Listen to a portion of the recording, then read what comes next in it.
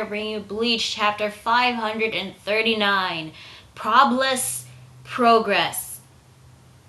Prob-less Progress? Okay, whatever. Anyway, the chapter begins with Squad 12 at the research department. They're slowly rebuilding their facility after the Quincy invasion. We see Akon, he's okay, it doesn't really matter. He asked one of his subordinates where Mayuri is, and she said that Mayuri and Nemu were in his private room ever since after the Quincy's invaded. So they haven't been out of their room for over a day. Probably in there for like more than 3 days, probably. Then we get to see some weird ass bugs, which apparently they're surveillance bugs. Those weird ass creatures are supposed to be like surveillance cameras? Okay, whatever. According to Akon, he assumed that since the captain has been in his room for over 24 hours, the surveillance bugs have been inactive. So apparently he assumed that Mayuri deactivated them so that he could get some privacy of what he's doing in his room. However, Akon actually installed a camera in his private room. They see like a blurry image of Nemu and Mayuri, and they're like next to some sort of table or something, and we see this like lump of a human. We don't know who it is, but because the surveillance camera was all blurry. But we hear different words. We hear ka na ne de da shi. Can it move? So it looks like that Nemu and Mayuri were experimenting on another body, probably creating their own Shinigami Quincy hybrid of their own, creating some sort of weapon, which we do not get to see, unfortunately. We probably have to wait until maybe a couple more chapters, or probably until the Quincy and Shinigami clash again. But anyway, we see Akon and his subordinate. They're like surprised at this, and they're like, what the hell is the captain making? Which unfortunately we don't know. I heard rumors that it could be Izuru because he hasn't shown up ever since. That could be possible, but why the hell would they even do that without the permission of Izuru? So then we cut to Omaeda, and he's just lazing around, doing nothing in his own home, not even preparing to fight the Quincy's, just trying to take a nap. And then we're introduced to two of his siblings for some goddamn reason. His little sister, Mareo, and I think if I recall, one of the Shinigami Omakes, I think it was in the anime, when Omaeda introduced like all his family members, he introduced his little sister, who was like totally different of how his family members look, and I think he called her the ugly one. That's kind of harsh. I don't know why I brought that up. I just wanted to bring that up if any of you guys are wondering. Anyway, his little sister, unfortunately, have to go through with this. His little sister wants Omaeda to play with her, and he's like, no, I'm busy. Try to take a nap here. And she has this like puppy dog crying little face, which is supposed to be cute. It looked like Omaeda was eventually going to give up, and then we're introduced to his other brother, Marejiro Sanro. I think that's how you say it, Marejiro Sanro. Yeah, that's his name. And he asked Mario to leave him alone. I'll read you a book. But he's like, oh no, your books are so weird. And he's like, how dare you say that? You just don't appreciate great literature. And they leave. And that was basically it. What was the freaking point? What was the point of showing Omaeda doing absolutely jack shit with Marejiro Sanro and Mareo, his siblings? Just, what was the point? If you're gonna show Omaeda, show him training. And also, why isn't Omaeda training his ass off? He's gonna fight the Quincy's eventually. Start training, you stupid Shinigami! Ugh. But we at least got to one thing interesting. He mentioned Soifun leaving him behind, and we get to see her doing handstands Well, more like handstand push-ups with one hand on a mountaintop. Okay, hey, at least we see Soifon training. By the way, where the fuck is Yoruichi? I know this is a bit off topic since I cosplayed her, but seriously, she has not appeared ever since this 16, how long has it been? Ever since this a year and a 6-month time skip. How long has it been? 16, 17 months? I don't forget. Ever since this time skip started, she never even appeared. Like, what the hell? Where is she? Alright, a bit off topic. But then we finally cut back to Kommumura and his, great lord, which apparently he's his great-grandfather.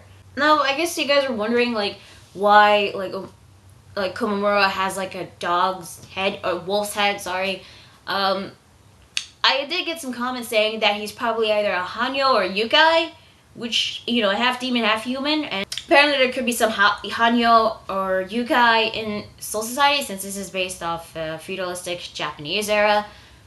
Makes sense, but I also did some research, and apparently he could be an Ainu, which is an ancient Japanese clan that is supposedly a unison of a wolf and a goddess or something like that. I'm not really sure, so maybe Kommumura is an Ainu. Maybe his great-grandfather is also one. Anyway, the reason why Kommumura is there to talk to his great-grandfather was because he wants to learn this secret technique of his clan. And how does his great-grandfather react? He laughs his ass off. Even insulting him, saying that he was the one that was ashamed of his clan's looks and always had to hide himself under his helmet, which he doesn't use anymore ever since, you know, after Sosuke Aizen betrayed them. Anyway, he does say that he doesn't wear that anymore because the world has slowly changed, and that now this world is a place where you can no longer hide your appearance, and he said that his world is in grand danger. But his great-grandfather doesn't really care that much because he says that the world will never end, all that will change are the ones in charge of it. Yeah, he's kind of a bit of a dick. I guess all he cares about is him and his clan. Which, by the way, are there more like him? Because we've only seen Kommumura and this guy. So, are there other members of this so-called clan? That would be pretty interesting to see. Anyway, his great-grandfather is basically saying, but that's how it is, you know, circle of life, yada yada yada. We just hide our presence and move on with our lives. But Kommumura refuses to do so. And his great-grandfather is basically like, you shouldn't really care about what happens in the world. It's none of our business. Things will still stay the same no matter what. And, of course, you know, they start, like, arguing, since, you know, Kommumura believes it has a different belief than his great-grandfather.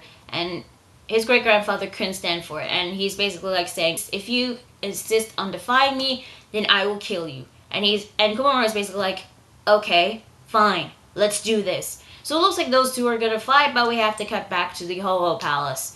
Apparently, Nimaya, Ichigo, and his new Asachi slide down on a slide. And apparently this is where they have to go to reforge the Zanpakuto, which is basically underneath his palace, where there's a waterfall, I think.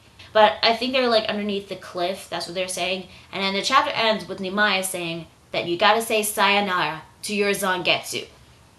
So that is Bleach chapter 539. What did I think? I thought this was an okay chapter. We get to see more of what the Shinigami are doing to prepare for the eventual fights between the Shinigami and the Quincy's. Mayuri is apparently experimenting on something. As I said, it could be Izuru, but we don't know that yet. I mean, he probably needs Izuru's permission.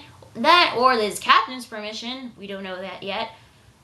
But he said something like Kake Nane Deda.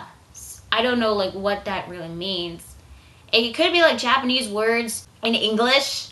That or maybe he obtained a Quincy body and started to do experiments on it and create his own little Shinigami Quincy hybrid. That could be a possibility. Or it could be, maybe it's not something that we know. It could be a person that we know, or it could be somebody we don't. It's still a bit iffy to tell, and we probably won't know for the next couple of chapters, or when the Shinigami and Quincy fight again. Now, we do get a little bit more about Kommumura and his relationship when it comes to his family. Apparently, he's actually different when it comes to them. He cares about, since the world is changing, he cares about no longer hiding his appearance.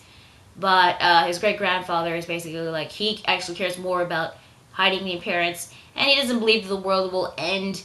Things aren't really going to change. It's better to keep things this way. Those two are eventually going to fight. And he wants to learn a secret technique. We don't know like what this is. Maybe he'll turn into a giant wolf. Who knows? But we'll just have to wait and see. But the one thing I had a problem with was Omaeda. Now, I don't really hate Omaeda that much, but he is not really one of my favorite Shinigamis. He isn't. At least not one of my favorite lieutenants. But what the hell was the freaking point of just seeing him doing absolutely jack shit without even training? He's gonna fight the Quincy's eventually, isn't he? So why doesn't he train? Does he even have a freaking Bankai? Maybe he should train to obtain Bankai like Shuei's doing. I mean, freaking Tetsuzaimon is doing something. Soifon's doing something. Mayuri and Nemu are doing something. He is not doing anything. And what was also the point of seeing his family? What was the point of that? Just to show some comedic elements in this chapter? Because it wasn't really that funny. Okay, now at the end of the chapter, when Imaya said that Ichigo had to say goodbye to Zangetsu, does this mean we're finally going to get to see Zangetsu again? He said he will reforge his blade, but does this mean that he'll probably have to, like, say goodbye to him? Since he has this new Asauchi, he's going to... Maybe the Asauchi is going to be like a manifestation of his Shinigami, Hollow, and Quincy powers fused together. Or something. Well, maybe he's going to have to get rid of the broken Zangetsu blade. Probably that too, but I'm hoping that we see Zangetsu again, because we haven't seen him ever since Ichigo lost his Shinigami powers when he fought against Aizen. So it would be cool seeing him again. That's one thing. But then again, if we see him again, maybe we'll eventually see Shirosaki. Or maybe we might get another manifestation of his Quincy powers. Quincy Ichigo. Sure, why not? But, but this chapter was an okay chapter. We get to see some Shinigami preparing for battle. We do get to see a little bit more about what Ichigo has to do in order to get his Zangetsu reforged. Even if it wasn't a lot. We get to see more about Kommumura's relationship towards his clan, his family members. And a little bit of character development of him. I still think that he's either a Hanyo, Yukai, or an Ainu. I think that's how you say it. Which was why he has a wolf's head. But I hope next week's chapter will focus more on the Phoenix Palace instead of going back to Kommumura, because I'm kind of interested in seeing Zangetsu again. I'm just saying. So yeah, that is Bleach chapter 539. This was an okay chapter too. We're 27, and I'll see you guys later. Bye.